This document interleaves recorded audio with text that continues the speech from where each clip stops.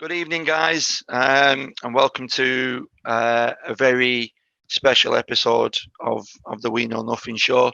As you can tell with the shirts that myself and Youngie have got on, tonight is all about the main man, Mark Harrison, who sadly passed away to cancer not so long ago. Tonight is just going to be just a tribute show for Harry, with his footballing exploits. We've got a couple of people who are on who know him well, footballing wise, and we have sent a link out to people on Facebook if they want to join. So it might be a couple of people jump in, a couple of people jump out, but yeah, like I said, guys, we always say it, and it's more, it's never more meant anything more than tonight. No negative feedback, please. Tonight's a really, really important show for us, really, and just to kind of pay tribute to Harry. So enjoy. As always, Youngie, couldn't do it without you, mate. Welcome to the We Know Nothing show, son. Pleasure to see you again. Enjoy. Yeah. So like Mark's already said, we're doing it for Harry tonight, and we're just going to talk about football.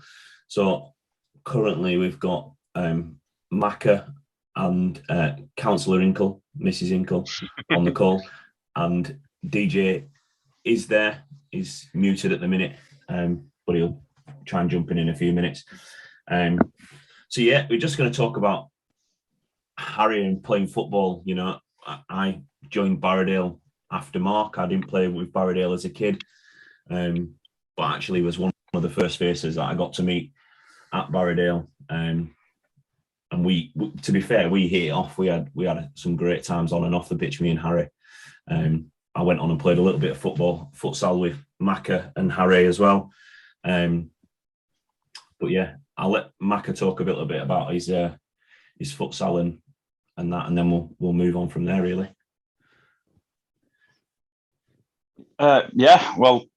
For me, first time I met him, what we'd agreed to do as a team, we had an A team called Santos, pretty much the dominant team in our league at the time. Although it was a very, very good league with a lot of very talented players from a lot of the best clubs in the area, to be fair. Every game was competitive, and some of the games you kicked lumps out of each other. But the great thing about that league was afterwards you got in the bar, had a beer, and those things were forgotten about, and great set of lads. And from our A team, we decided that we needed something to come through behind us. Some of the lads were getting a little bit older. Myself and Clive Dinsdale, we had a conversation, and he said he thought he could get some good lads on board. So we entered them into the second division of the futsal league, and that became our Santos B team. Some very talented players in that team. Chris Gaskell, Michael Cruz, obviously Harry, Robbo, I'm trying to think who else we had in that team. But there were 6 or 7, Christian Brennan, some really good lads, really talented lads, and every one of them, real characters. And I think from the offset, obviously 2 or 3 of those lads really stood out. But Harry was exceptional as a goalkeeper. I mean, we had a very good goalkeeper in our team at the time, but he was getting on a bit, and it was a time to look forward, and Mark had played probably half a season, I think, with the B team at the time, and we just said, look, it's too good to leave in the B team. We've got to get him with us.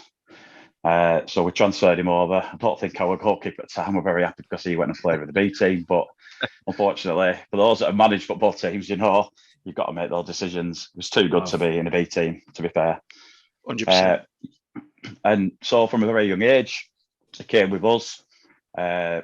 As a team, we were very fortunate that we had a really good organiser in Clive Dinsdale.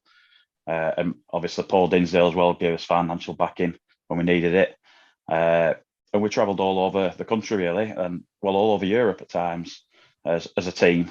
Really good set of lads, dedicated, and no bother. And for the younger lads, I think the first trip that Harry went on was we went to play in Ireland, just outside Dublin. Well, it was actually quite a way outside Dublin, to be fair. A place called Mount Mellick, and that team was pretty much all our younger lads. apart from myself as well, to balance the age up a little bit. But yeah, I think that was the first experience of travelling abroad as a team for that group of young players. Anyway, certainly. From there, he really developed as a player. These tournaments gave him a good platform to show his talents in. I played in ones in Wales, north of England tournament in Wales, I think it was, just outside of Chester, just over the border. Did brilliant there. And then, played in the national finals in Sheffield quite often. And I think it was there that Graham Dell, who was the England manager at the time, I spotted him and thought, I've got to take a look at him. Obviously, I put a good word in about him as well. And yeah, he went from strength to strength, really. As you know, for people who don't know futsal, having a goalkeeper that could play football was a fantastic attribute to having any team. And Harry was, as you know, was a very accomplished outfield player as well as a brilliant goalkeeper.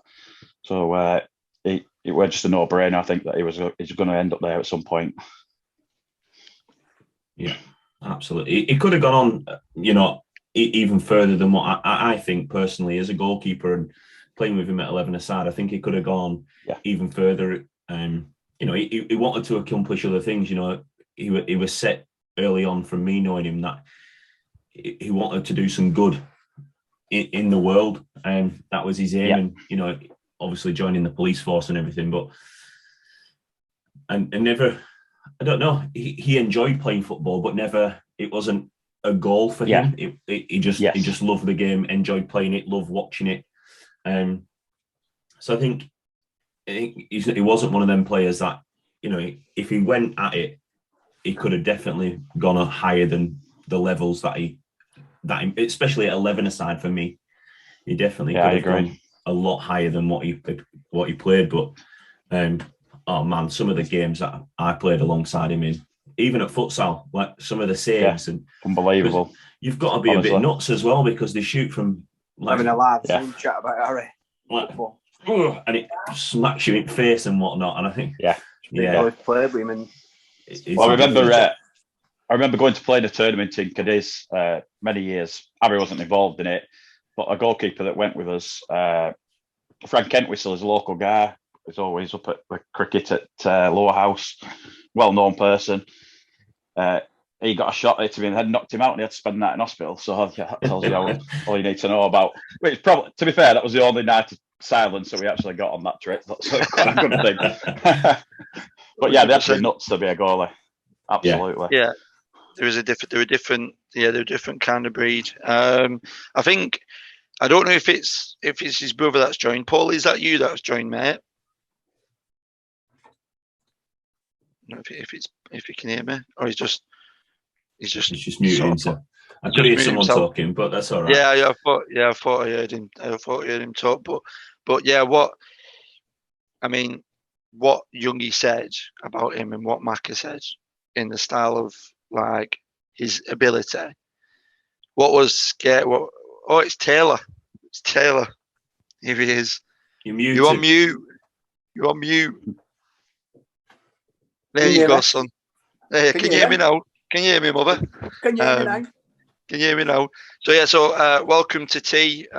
T is was and still is obviously one of Harry's closest friends. So yeah, thanks for attending, team.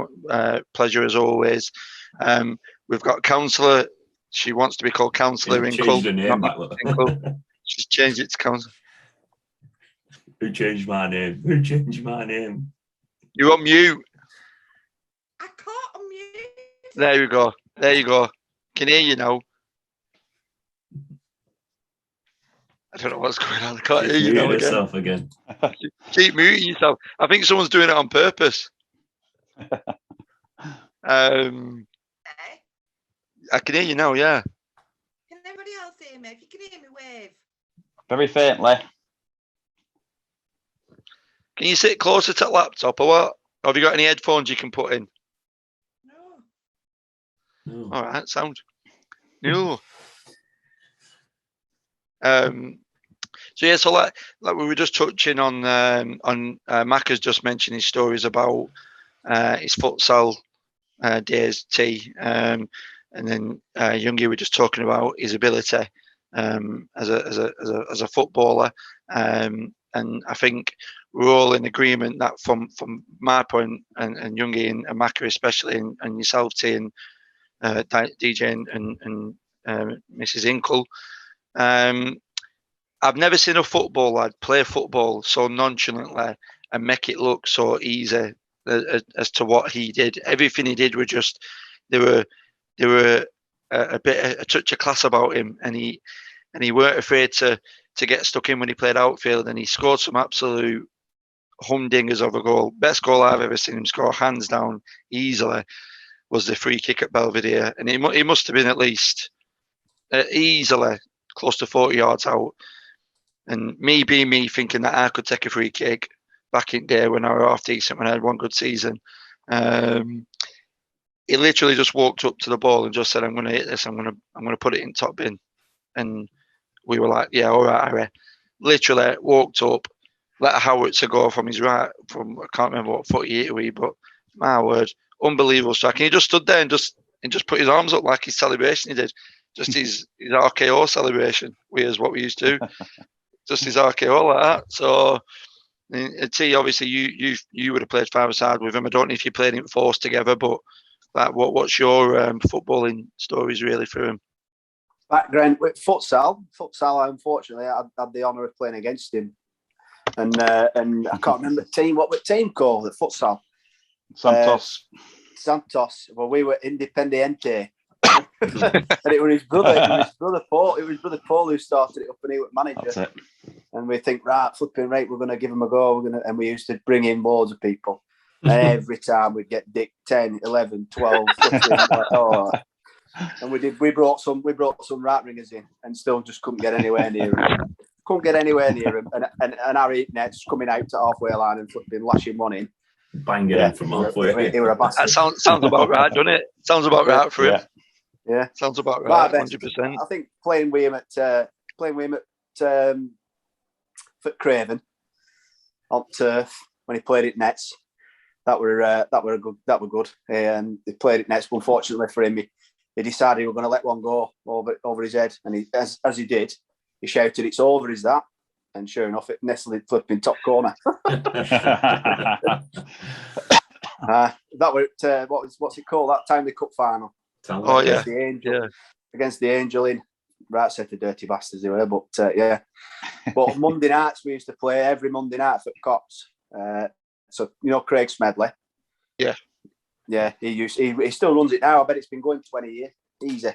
And we used to play on a Monday night, and some of the goals he scored on there. I'm not kidding you. Again, similar ones that he let in on turf. Just used to lob me all the time. If I went nets, I used to switch off because I was never a goalkeeper. So I used to wander about a bit and try and play from back. And then I get caught out about 15, 20 yards out, and it just fall to Harry from 50 yards away, and he'd just whack, and it'd be like. And that's can't do anything, can you? You can't do anything with it. No. I tell you what, he never used to like getting beat. You know, you're a fiery bastard because we once played on behind fire station. What's that? What's school called there? It's a Catholic school, isn't it? We're at Ted's. Ted's, yeah, it could be. No. It's not Ted's anymore, but it might have been Ted's. And we played there. And, Craig brought this lad down, another cop who I didn't know because I weren't at cops then, so I was just giving him shit all the time. Anyway, this lad came down, and I don't think Harry were a PCSO at the time. This lad came down, and he was ironing Harry all game, kicking him and elbowing him and kicking him. And I bet there were only about a couple of minutes to go, and they were him and Harry on touchline. And he's giving Harry elbow, and he's flipping. Harry turned around, ragged him out of the way, swung for him, which I've never seen him who swung for this lad. Missed him, thank God. And then it all booted off, and we're all dragging each other off, and I'm shouting and swearing at this lad. And it turned out this lad were only flipping chief inspector at fucking cops. He went on to flipping be one. I think one of Harry's bosses afterwards. Yeah, that was the only time I think I've ever seen him lose his rag. Yeah, he didn't lose it often, did he? No, definitely not. 100%. I never saw him lose his rag. Never. He never liked getting beat though. He hated getting beat. Oh, but he played. We played. Youngie, do you remember that friendly we played against the Bobbies over at Preston? Yeah, many years ago, weren't it? That. Yeah, yeah. Scotty played for Cops. Yeah, Chris Scott played. And yeah, he absolutely leathered me up in air for flipping 30 seconds. Yeah, because then I remember you definitely played that game. 100% you played that game because I'll always remember it, and so did DJ. DJ played it as well. Welcome, DJ Son.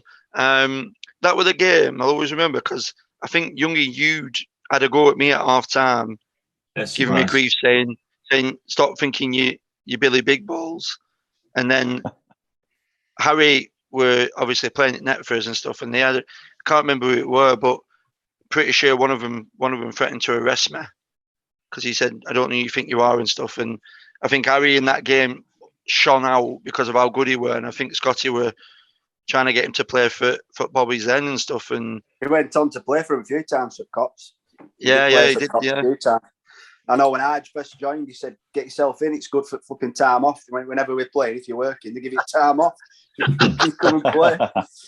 We'll edit that bit. I don't know why I played because I didn't play for Borrowdale at the time. I went time for Borrowdale, I don't like that, but I did play and I remember playing. I think Harry just said, come along, I think we're short. Yeah, and Scotty fucking hammered me first 30 seconds. Right up touchline. Yeah, because I remember you played for us that game because you came. I think you came the season when Paul came and Smeds came. I think you came to us as well that year. I don't think I played for long. I don't think I played for long. Yeah. But yeah, welcome DJ. Welcome to the your second appearance, third appearance now. You're getting familiar with these. You're like a local celebrity now. I don't know. Sorry, I'm late with that one. It's all right. Don't worry.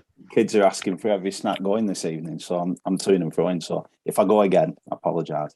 Oh, don't worry. All right. We were just saying before everyone's come on. We were just saying tonight's just tribute show just for obviously Harry as we knew him. Just to talk about his footballing ability, how good he were at how easy he made the game look. Mac has started it with his futsal days. Youngie's cracked on with how his ability, and I think we've all agreed that he could have played at a much higher standard. T, we're just talking about his time with him, but like we've got Councillor Inkle on as well. I don't know if you've seen the name Councillor Inkle. But yeah, like Youngie said, like just if you want to share some stories about him, just how good he were, like your time with him and stuff, and yeah, of course. Well, I always knew him from growing up. He was a year older than me at primary school, and I knew he was growing up through the Borrowdale ranks, as it were, and then I joined the senior team at 16, and I think he joined at a similar age to me, and yeah, he was always one of the best goalkeepers, if not the best, I'd played alongside. I'm sure you've mentioned that earlier. 100% the best I've ever seen.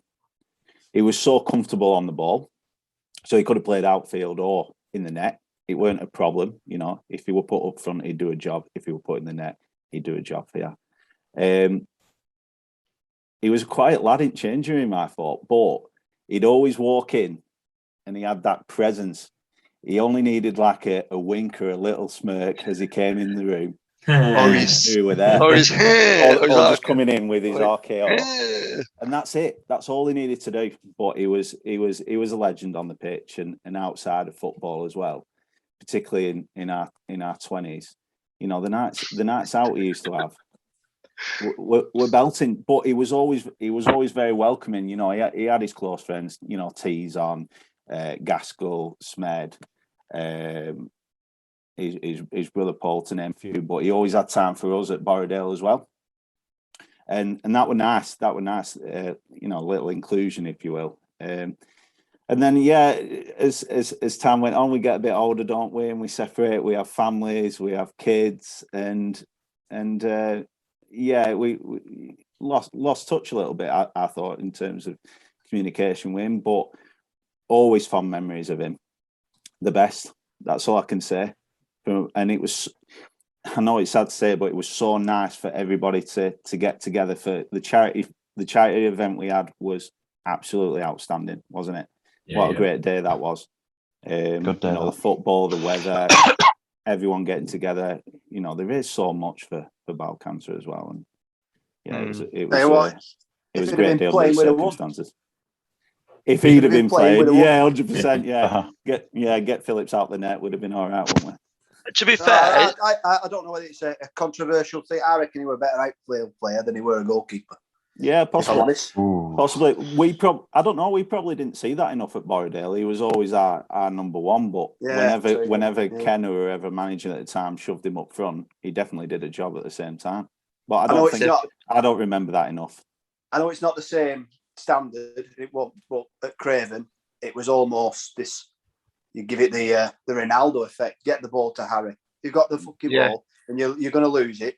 Get the ball to Harry. Yeah. And he just hold it up against all meatheads, all dickheads that have been out pissed up on Saturday night, and he'd just knock them off ball. He had a really good centre of balance, good strength, great touch.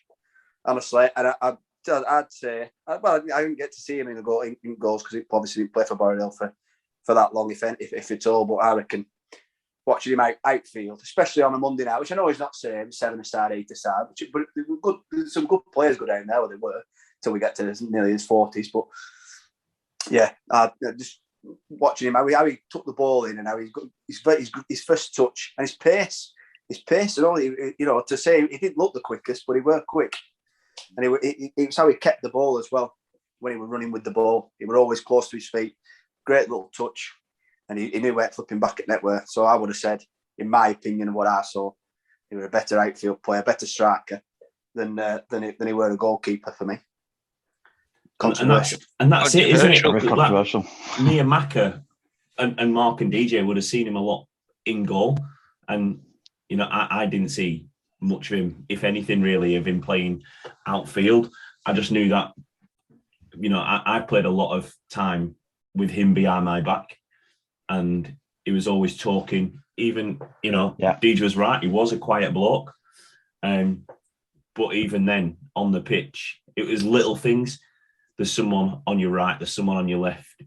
He didn't bellow at you from behind. And if you made a mistake in front of him, you knew 9 times out of 10 he was going to be there to sweep it up, do something behind you, put them off. It was just there. But it's not surprising that he could go and play outfield, because even when he was at the back, he could play with his feet. And composed. Yeah. Really composed on the ball. I just, like you said, Youngie, when he played behind you, you had that assurance that you knew, like some goalkeepers you played with, they were good shot stoppers or whatever, but you never had that thought where you thought, oh yeah, I can give the ball to him and trust him with it. He wouldn't give it away, wouldn't slice it out of play, actually find a teammate or whatever. And he was just brilliant with stuff like that. And as you said, even from like 17, 18, we're talking to guys who were, really experienced and not bossing them about, but sort of giving the information to help them and help him himself as well, So, yeah, brilliant. Well, I would say, and like, I'm not excluding anyone here when I say this, but I think for me at the time when he signed for us, when he signed for Borrowdale, he 110% improved that team. Like because we were a good set. We had a good group of players. But what we always struggled with, I thought, was the net. And when Harry came, we just seemed to everyone just raised it a completely different level, because we knew we had someone behind us that were a great shot stopper, good talker, could distribute the ball really, really, and I'm not afraid to say it, and I'm not blowing smoke up people's backsides, but at the time we had 2 unbelievable footballers in our team, and that were me and DJ. I mean, I weren't playing. Yeah, because that were Youngie and Harry, and we were blessed to have 2 lads that were so good at the game and made it look easy, and it just raised the other lads' level. I think, like for me especially, because I wanted to be playing better than I were, and I think when Harry came, especially, it raised us to a complete new level. I mean, we got promoted and we won a cup in the second season. I think or the third season, Harry were there. So that goes to show what kind of impact he had, on the team. What we played in that successful season. But I just want to just say something really quickly. Chris Inkle, the man, the myth, the legend, Councillor Inkle's husband, he can't be on the call tonight. So I just asked him if he wanted to say some words about Harry. So he sent me a message. So bear with me. So he's just started by saying, Harry, what more can be said that hasn't already said? But I'll give it a go. So in every football team, if every football team had 11 Harrys, then football management would be a doddle. That doesn't even take into account his talent. Reliable, loyal, honest, and gave 110% all the time. Qualities that are very rare these days, unfortunately. To be so talented in most positions on a football pitch was special. All those that played with him knew how much he loved playing football with his mates and having a few drinks or shots afterwards. We know that, boys. There. As soon as I found out about the illness, I just knew we had to do something special for him and his family and his friends to remember. And unfortunately, we all got that wish on a special Sunday in May. The sun came out to shine, the lads came to play alongside him, and people came to be with him. A massive special mention for me has to go to his brother Paul. I know what it's like to lose a brother and to stand up in church and say what he did was amazing. R.I.P. Harry. See you all, and we'll see you all next bank holiday weekend for hopefully another Harry's Barmy Army game, gone but never forgotten. And I think that's just a testament to the lad. That was from Chris Inkle. But I mean, Younger, talk to us about a lad that could use both feet, could head a ball and could chest better than you could at the time. Yeah, he was quality, wasn't he? I'm just going to say that we've got 2 minutes left. So if we do get kicked out, just log straight back in again because we will get kicked out in less than 2 minutes. I won't be able to. Wife will kill me. Okay. But yeah, he was a quality player.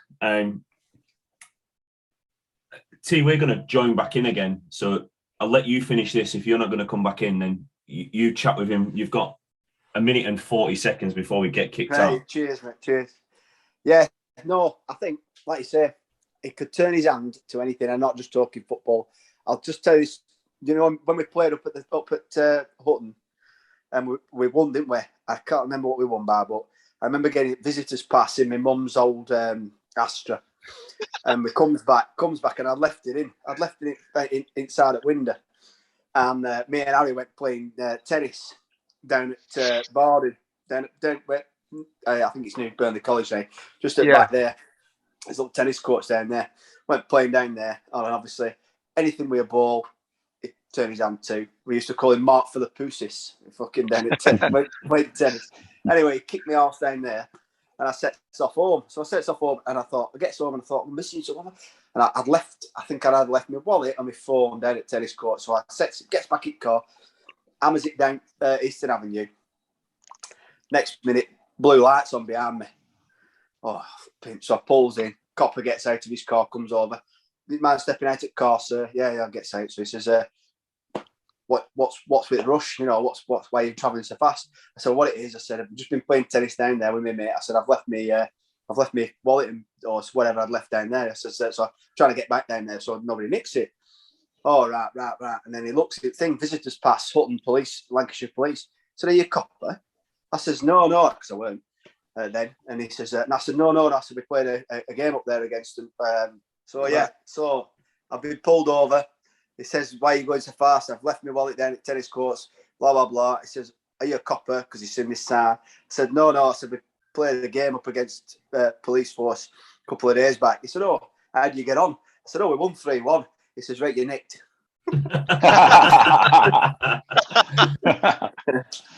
So we chuckled and he let me off. He let me off, thank God. But, yeah, that's the shit story that you all came back on for. Honestly, you absolutely Worth built it, that T. up. Worth it, T. Honestly, no, it's quality story, team, mate. Yeah, from me and Younger. Thanks Thanks for coming on. Yeah, thanks for coming on. It means a lot, and I know that you'll carry on Harry's legacy for many, many, many, many, many more years to come. So thank you from me, Younger. Do you want to close it out with him? No, T, thanks very much. Cheers, mate. See you in a bit. Yeah, Tate.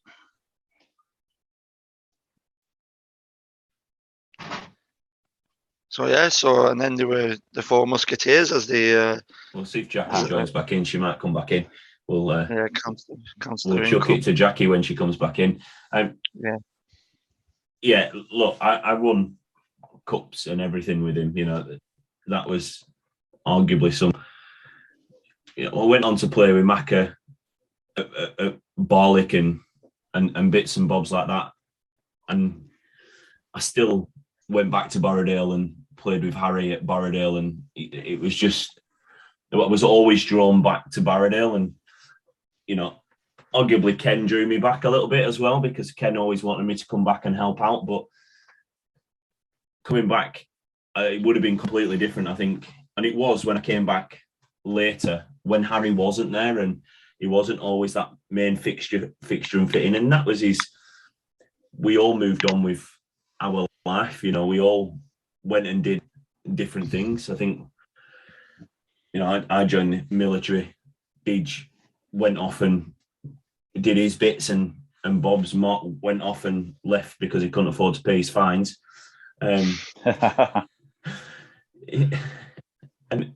But we all came back to Borrowdale and we all ended up having a good time, and that's the reason why it's this side. I did a corner. You did a corner then. Yeah, that's the reason why we came for this. You're like Borrowdale United. It's in the umbrella. But that's the reason why it's Borrowdale that's on there. Like T had said, it could have easily been Craven that was on there because he did put a lot of effort in with Craven, but I tried to sign you at the same time as I signed you. Yeah, I thought he won't come. I mean, we had a good side, didn't we? But yeah, but it was again. It made a difference, and it would have made a difference to the side that we had. And absolutely, we had. Who did we have in goal at that point? We had Scott Reed, I think. Scott Reed, yeah. I think Erin when you came, I think that season, good keeper. He was a good keeper, and not as good as Mark, but good keeper. Harry was class, wasn't he? That's the thing. Yeah. I mean, obviously, we've all played at a decent standard over the years. We've all hit the heights, haven't we? Realistically, I think out of us all, I think Macca, you've probably played the better standards in the sense of obviously your footballing exploits and stuff. You've come across so many good players, so many decent goalkeepers, so many fantastic keepers. Where would you put Harry in the scale of the best players you've played with in your footballing career? Well, certainly, obviously, I did see him play quite a few games on the side, and he played odd games with him and do a bit of training and stuff. In terms of futsal, there were a goalkeeper that played in that league when I was probably 17, 18, a guy called Chris Harvey, well known in Burnley. It was unbelievable shot stopper. Unbelievable, honestly. You just couldn't believe some of the saves he made. Never wore gloves. Nicest guy you'll ever meet, but a complete psycho when you were playing against him, as most of them were. Sounds like DJ, that. Yeah, and and he was completely unbelievable. But the thing that he couldn't do, he wasn't great with his feet. Yeah. And I think that's what separated Harry from a lot of goalkeepers that I played with and managed and watched over the years. And yeah, that fact that you could trust him with the ball. I mean, nowadays it's just a given for most goalkeepers. You know, even like 10, 15 years ago, it just wasn't a thing. You know, goalies are there to save shots, and that's pretty much it. Whereas you knew you could play with him, but I mean, at futsal, he was just unreal. He was the best futsal goalkeeper I ever saw. And as I say, you know, Chris Harvey, the best shot stopper I ever saw, better than Harry, slightly, not by much in it at all. But Harry was a million times better with his feet. And there were some very good goalies. But yeah, in terms of like futsal, best that I ever played with. And, you know, we played away with England and stuff like that. And, you know, lad that played in goals now in Kuala Lumpur, like called Graham Smith, brilliant goalkeeper. No, but I thought Harry was slightly better than him. Maybe I was biased, I don't know, but from my, you know, I play with him a lot. You know what I mean? Played all over the place. You know, loads of tournaments here, there, and everywhere. And he was just outstanding in all of them. And when you have that behind you, you've got that confidence. I mean, we had some great players that played for us at futsal. You know, we had Canadian internationals, Australian internationals. Yeah. People like, I mean, you lads in Birmingham probably know, like Carl Howarth. Yeah. I think he's a physio at Everton now. Great player. Neil Chapman that played with us. Manzadita, all lads. Michael Cruz. But Manzadita and Cruz were class as well, weren't they? So fantastic. You know, fantastic lads. You know, fantastic players. And even the lads that, you know, were squad players that were there week in, week out. They're up and down. They knew how to play. They were fit, good lads. But having that solid presence behind you just makes such a massive difference. And yeah, for me, he was the best that I ever played with futsal. Absolutely. Yeah, he was the best I played with at 11-a-side, to be perfectly honest. And I played with some, you know, some good keepers, especially like, you know, well, I went to Cone, I went to Barlick, I've played at Silsden, all them local ones around that area, Nelson even as well. And you know, there's been some decent keepers that I've played in that area. But then I look back at it, and when I first moved back to centre half, I was playing centre midfield. But when I moved back to centre half, I could do some stuff where I would run as if I was going to header the ball and then move out of the way because I knew it was going to run on, and I knew that the guy behind me was going to pick it up. The guy behind me was going to have my back. I didn't need to win a ball and try and just header it for six. I could let it run to my mate. He'd pick it up, and then we'd play football, because that's just the guy that I knew was behind me. He was always ready to come and collect the ball behind me. I flicked the ball off. He was there. You know, I played at a good standard with the military, and I've played with keepers there, and I flicked a ball back once, and the keepers, I've done the keeper, and I'm thinking it's bounced before you and you've let it go past you. If I had Harry behind me, there weren't a chance of that happening. You know, I remember warming up with him. Like, you lads would be off doing a normal warm up, and I'd be warming Harry up, getting ready to play 90 minutes in middle at Park, and I'm taking shots from 6 yards out. And I mean, we used to have a little competition before every game, and he'd face away, and then I'd go, he'd turn round, and I'd smack this ball as hard as I could at him, and he'd just be like, boom, got you. And you're just like, beats me. He beat me week in, week out at that. And all I had to do was put ball in back at net from 5 yards. Warm up were a very, very strong word there, Youngie, about what you pointed at me and DJ saying warm up. I know. Never done one of them. You used to be off running or passing a ball about. Me and him used to just smash the ball at him. I used to smash the ball at him. Warm up's a strong word. Warm up's a strong word, DJ. Me and DJ's warm up with that. like Bill and Ted or something. But I think DJ, obviously you've touched on you know how good he were, like ability wise and stuff, and I think we said it before you joined the call when you know certainly the kiddies out. But I think we're all in agreement that I think if he would have put his hand to it properly, like, and he would have done it as a job, I think he could have played at a very, very good standard. What do you think on that? Yeah, 100%. I mean, you know, thinking back to him in his goalkeeper days at Borrowdale, I mean, it's testament to him, but I can't remember another goalie for Borrowdale. That's how long I'd been there, you know, and I was always used to Harry being in the sticks. Were you there when Tony were there? Possibly. What was that guy called? And his dad looked like him. Remember out to ZZ Top?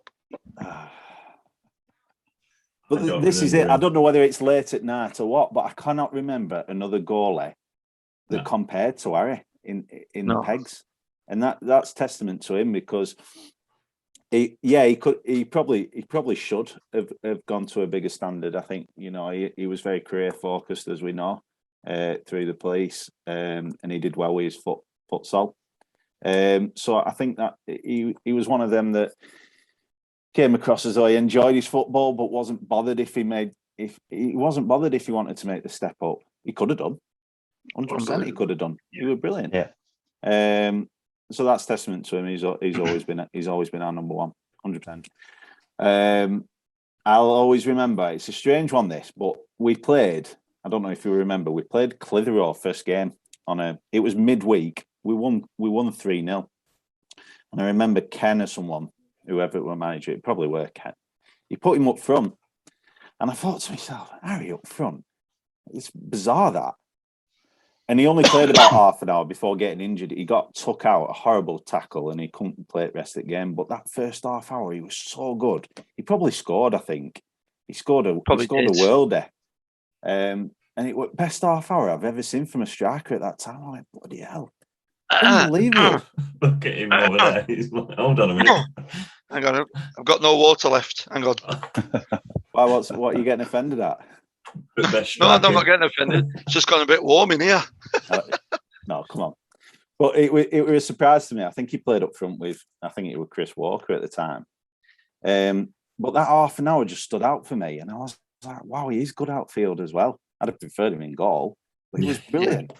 And I just thought, oh, what a shame if that injury hadn't have happened, how good that season would have been. And I think T mentioned it earlier that he went on to play for Craven up front. And I think I played a couple of games against him when he was up front at Craven, and he was brilliant. He was absolutely unplayable. Class. Unplayable at times. Yeah, unplayable. Couldn't lay a beat on him. It's weird. I can't think of like a favourite save because there were so many, but a favourite goal of mine was probably at Belvedere where he struck it just walking up to the ball. Mark's already said that, yeah. Have you? Right. Well, you'll remember he just walked up to it at Belvedere, absolutely smashed it, top corner, and just did his RKO and just went, yeah, there you go. I'm like, how have you done that? He walked up to it. He didn't place it. He didn't think about it. He just walked up to it and went, bang. There you go. Just absolutely smashed it, didn't it? Brilliant goal. Because I was saying before, around them times, like we had some very good set piece deliverers. I don't think I think you would have been at Army at this point when we were taking. Yeah, I don't remember that goal. I don't remember him playing up front or outfield. No, we had some good. You know, DJ, you could ping a ball, you could take a free kick. I popped up with about 1 out of 10 every now and then. But I remember it like it was just like yesterday. He actually said to us, he said, I'm going to hit this. And we were like, you're a bit far out. He went, no, I'm not. And didn't he just walked up to it like he said and just let this rocket go. And it just went. And the Belvedere pitch is the left-hand side. It's uphill, isn't it? So he was shooting uphill. And he was so far out. I'm like, Harry, please don't do that. What are you doing? I think at one point, DJ walked back to I think DJ said, right, so Ben, get me off. But I think the beauty of it is that around about that time, I think that's when we started at Borrowdale to sprinkle a little bit of quality on what we had. Because if you remember, that season, Harry signed for us. I think that was Youngie's first season, and he absolutely stood out like a sore thumb because of how good he were. He was already there as a fixture, though. He already felt like he was like a big part of that team. Like I didn't know it was Harry's first season, the season that I joined. No, it weren't. It was the second. All right. Well, I don't remember. I don't remember another keeper. Like I'm looking at my first squad photo there.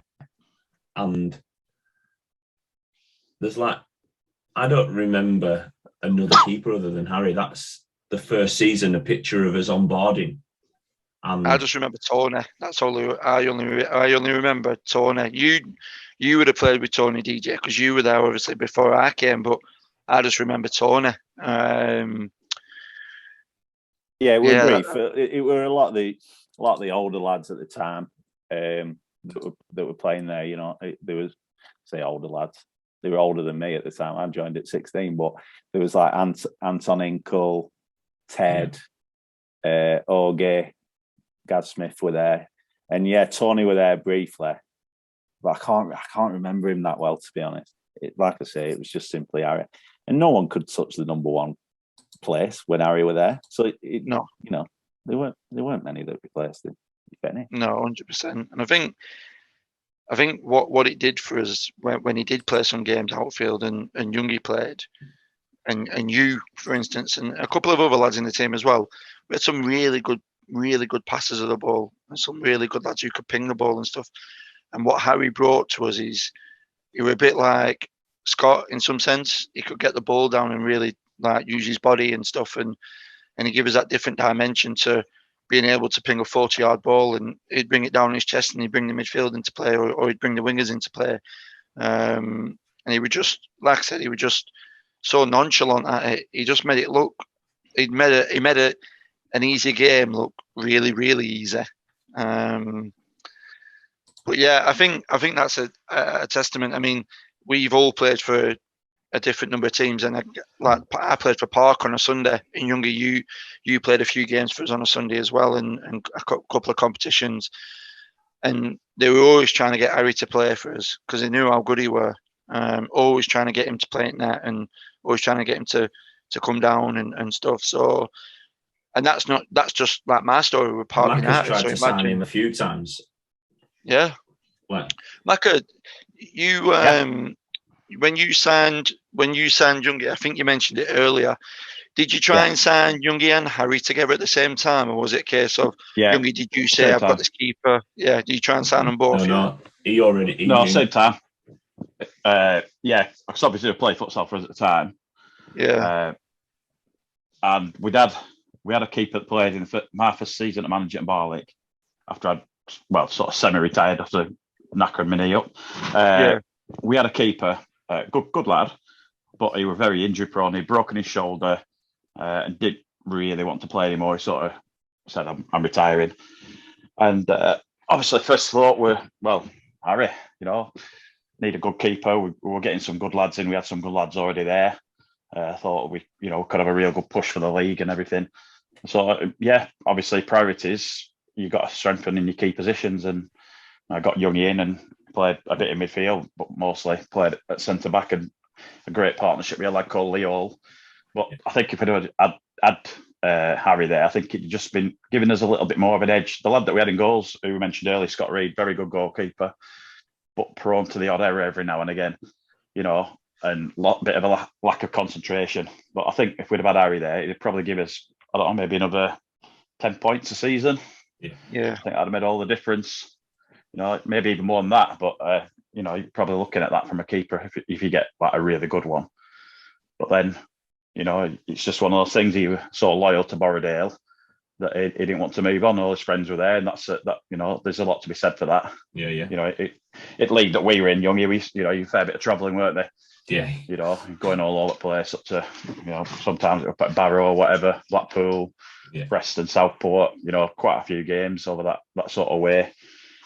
Sometimes players wanted to stay local. Gaskell were with us as well. So we, obviously one of his best mates there as well. So I were hoping that he'd come with us, but obviously it didn't work out like that, fortunately. I think the close bond we had in our 20s at Borrowdale, whatever standard we were in, it was hard to break, and that was probably the reason why he didn't stay on. He could have gone to a better standard. We've all said that before, but I think the closeness of us all as a team. Ash didn't like none of you. That's why I left. It is difficult though to break that bond, from going from teams. Sometimes I did it, played with my mates and stuff like that. But then it comes to the point that if you really want to test yourself, you've got to go elsewhere. And like as you said, Youngie, he probably didn't quite want to do that. He probably, he didn't really want to do that, which is, there's no criticism of him for doing for that. That's how some people are, and that's their makeup, isn't it? Yeah. But I don't take away from the fact that you're a very good player. Yeah, 100%. Yeah, definitely. I think. Maka, where was Man and Phillips's contract to sign for Barlick? To be honest, I had a lot of contracts. I probably tried to sign every player in Northwest at that time. You wouldn't want to sign me. You definitely tried to sign me and DJ and all that for free. It's in our warm up. To be fair, I did have some very good strikers at that time, and like I say, Youngie and the lad that played centre half, Leo, very good player. So we did have a very strong squad, but as I say, those additions that you look at, you think, well, if I'd have just had that player in my team, or just had this player, that might have been the little tipping point where you won a league or a cup or whatever. We got to, I think, in the 3 years that I did it, we got to 3 cup finals, won 1. Oh, we got to 4 cup finals, won 1. Should have won the other 3. We got robbed in 2 of them. That's all shot. We won the league. We won promotion first season. Second season at Barlick, first team robbed a lot of our players, and we ended up losing a lot of lads. We were top at league at Christmas and ended up being mid-table. But then the season after, when Youngie joined, I think we finished second. But Youngie will probably remember a game where we played at home, going for the league.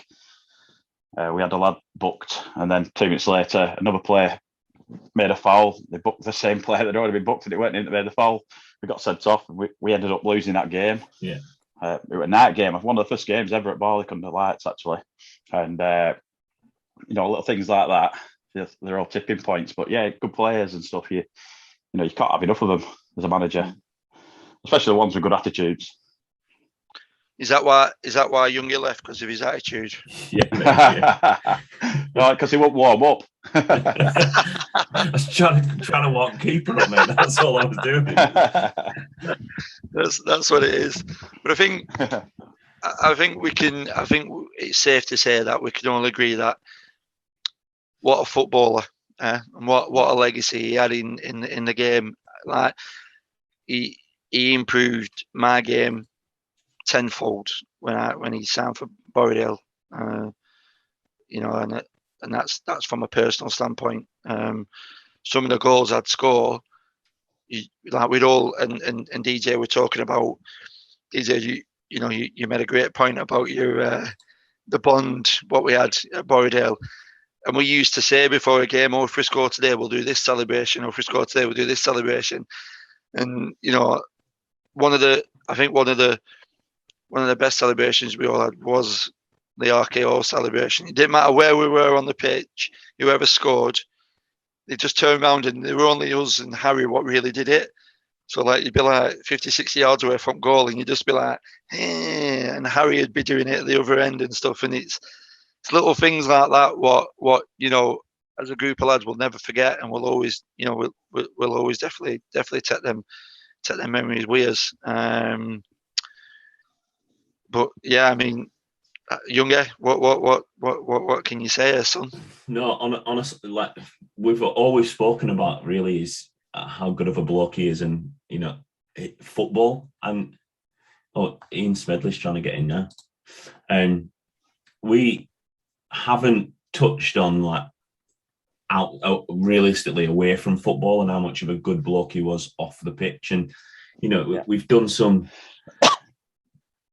We've had some fantastic times off the pitch. Like we go to the bar after a game for a pint or whatever, and that'd end up being a few of us out, me, DJ, and Harry out for a weekend, and it's like you never knew where your life was going to turn when you were just having a crack with Harry at football on a weekend, and you weren't going out.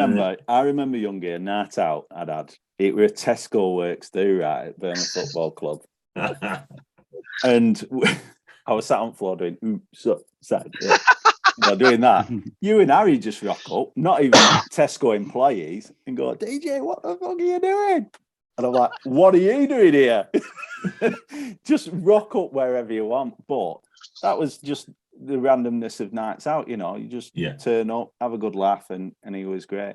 Just on a side note, the minutes applause last week at the Turf was exceptional. Did any of you guys go on? I wasn't there, mate. Obviously, younger you weren't there. I went there. I did hear it were good. Yeah, it was fantastic. Fantastic send off. Minutes applause. Sometimes minutes applause. I think I remember one Turf game. There were about 5 applauses for 5 different people, and it gets a bit like But there was standing ovations where I was sat in the James Hargreaves upper. It was lovely. It was a nice little send off. So thought I'd mention that. And I wore my Harry shirt that day as well. Do you remember better shirt than the Burnley one? Did they have his picture on the scoreboard? Yeah, they did. Yeah. His That's picture, a little, because I'm sat quite far away, so I couldn't read the writing on the right hand side. But yeah, it was a big picture of him, and yeah, it was a nice little send off. Yeah. Do you remember the night when I think I wrote you all, but I think it might have been like Thursday night, and I think we played football on the Wednesday, and we were all saying like, "Oh, we'll go out on Thursday." You know, Thursday night sessions were used to be decent, didn't they? And I think it was one of the nights when I think we took Catlaw and Chrissy Wack out with us, and obviously because they were young lads, we were sort of putting them under the wing and trying to like smuggle them into these like clubs like Smacks and Posh and stuff like that. And Harry had just joined as a PCSO, and for some reason he had his badge on him. Whacking out his badge.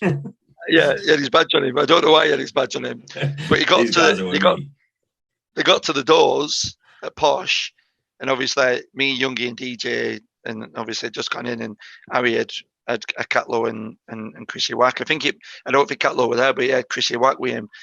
And Harry walked in, and Chrissy Walker walked behind him and stuff, and he said, Bouncer gripped him and said, "Not you, son. You know, gives your ID."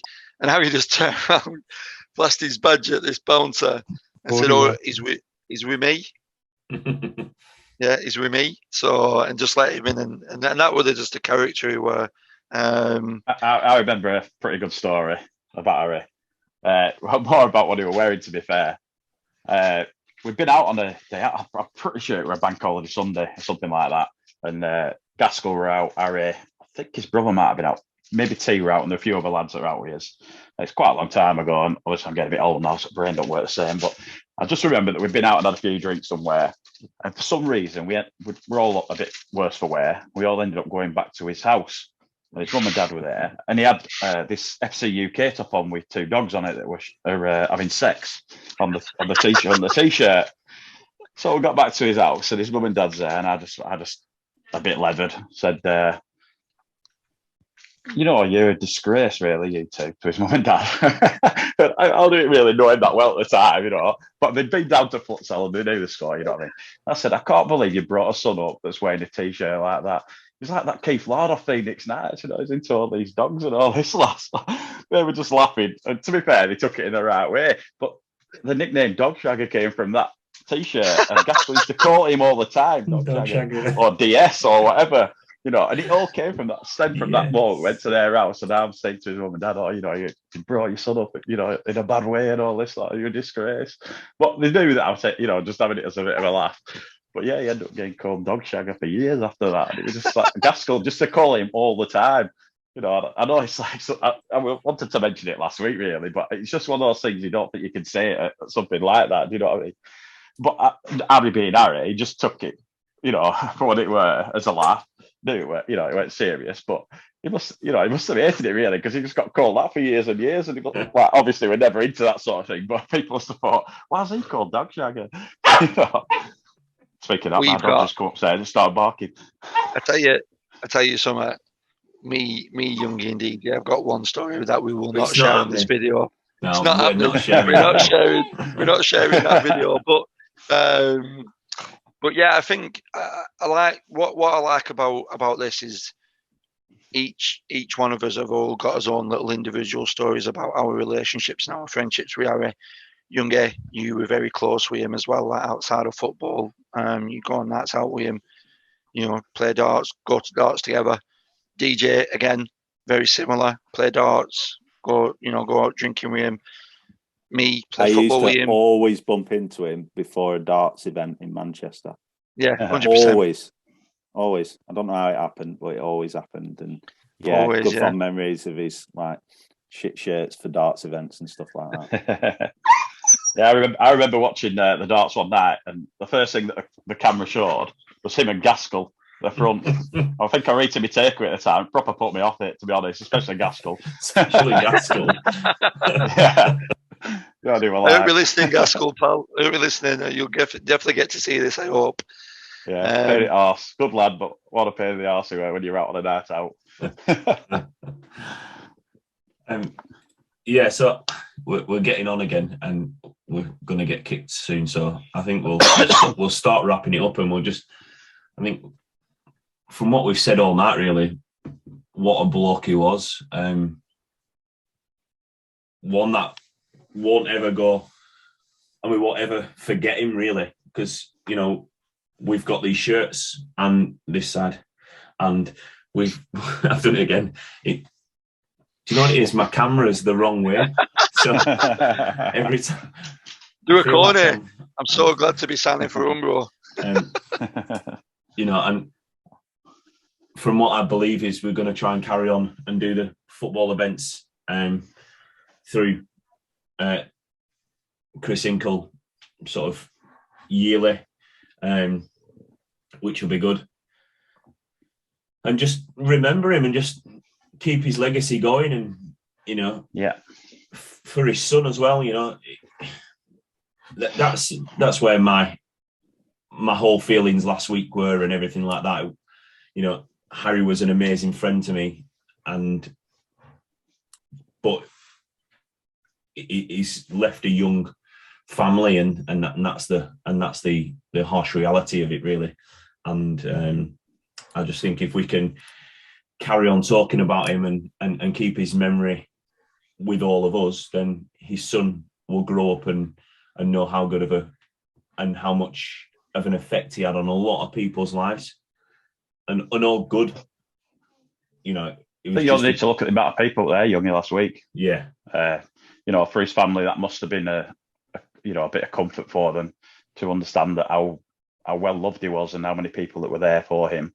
And as I think DJ touched on earlier, a lot of people there that you hadn't seen for years. You got to reconnect with purely for, because of the day, as sad as it was. And I don't think anybody will ever forget him, because that's he was such a good character. Yeah. Never, as you say, never had a bad word to say about anybody, even when he was stressed out or. But yeah, brilliant. Even when he was going through, what were arguably the darkest times, he always had a smile on his face, and he always was able to see that the goodness in everything, didn't he? So yeah, always. So laid back. Yeah. And I think the good thing about this is that me and Youngie we'd reached out to Lindsay and just said, are you okay with us to do this show, tribute show for him tonight? And Lindsay, I'd asked if Lindsay could ask, Harry's mum and dad and his brother, just to make sure. And she goes, yeah, they're all behind it and stuff. And Lindsay made reference to, when Joshua gets a little bit older and stuff, she'll be able to show him this video about Daddy and stuff, and to keep that legacy going. So his little boy, knows. We'll delete these swear words out of it. Yeah, absolutely. Don't let him know his nickname. We can edit that, can't we? SpongeBob. SpongeBob. That's it. Yeah, definitely. But no, yeah. So I think, in closing, it's a bit different usually, because normally I just say thanks for coming in. Yeah, thanks for watching stuff. But just in closing, everybody that'll watch this, keep your memories of him. He'll always be in here. He's never going away from there. And just keep talking about him. He weren't just a lad. He was the nicest, most genuine person I've ever had the privilege of excuse me, of meeting. So yeah, so just keep your memories of him, and yeah, we hope you enjoyed this tribute video for him. I hope we did you proud, pal. Younger, as always, mate, couldn't do it without you, pal. That's it. DJ Macca, thanks for coming on. Yeah, and Yeah, Younger, it's been a privilege, take us thank home, you. son. You're welcome. Take us home, Younger. Yeah, so again, Deej, Macca, and Jackie, T, and Ian Smedley dropped on there, didn't say anything, but again, he jumped in. So thanks very much to everybody that joined tonight. We'll get this video up as soon as possible, and we're gonna send it over to Lindsay first and let Lindsay have a look over it and make sure that she's happy with the content that we've made and everything. And then we'll just get it shared on social media again. And you know, it's not really about the channel; it's just about us letting everybody know what a top bloke he was. If you want to comment afterwards, then please do, and we'll respond and we'll pass all the comments on as well. But thanks for watching. Cheers, Yeah, guys. thanks for having us, guys. Thanks for having us. Yeah.